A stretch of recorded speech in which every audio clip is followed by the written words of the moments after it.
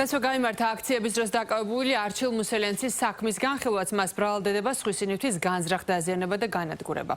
დაიკითხა ბრალდების მხარის რამდენიმე მოწმე მუსელენს 2024 წლის 30 ნოემბერს თავიდან ადმინისტრაციული წესით დააკავეს, მოგვიანებით კი მისი მუხლი გადაკვალიფიცირდა და გამოძიება მას სხვისი ნივთის განზრახ დაზიანებას და განადგურებას ედავება.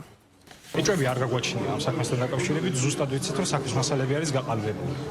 დღევანდელმა მოწმეებმა, ასე ვთქვათ, ბევრი ვერაფერი ვერ დაადასტურეს. ძირითადად ერთი მოწმე იყო ჩვენთვის მნიშვნელოვანი, ვინც არჩილ მუსელიანცის დაკავება განახორციელა და შესაბამისად არჩილ მუსელიანცმა სასამართლო პროცესზე ჩემთანაც განაცხადა სასამართლოს წინაშეც, რომ იგი ითხოვდა ადვოკატის დახმარებას, თუმცა ადვოკატის ყოლის უფლება ხელოვნურად შეეზღუდა. საქმეზე მოწმის სახით აკითხულმა იოსებ დილმელიშვილმა თავის სასამართლოს ხომაზე დაადასტურა, რომ არჩილ მუსელიანცის უფლებები არ დარღვეულა არც ერთ ეტაპზე, დაკავისას მას განემარტა მისი როგორც ბრალდებულის უფლებები. ნებისმიერ პირჩვენება არის მნიშვნელოვანი, მათ შორის მოგეხსენებათ, რომ არჩილ მუსელიანცს ბრალი აქვს წარდგენილი ცეცხლის წაგიდებით ნივთის დაზიანებისათვის და ამ შემთხვევაში საკუთარი მასალა იყო სწორედ ნივთი, რომლის დაზიანებაც მოხდა. შესაბამისად ექსპერტების განმარტებები იყო მნიშვნელოვანი და ადასტურებს იმას, რომ ნამდვილად დადგა ზიანი სწორედ ნივთთებული მოქმედების შედეგად.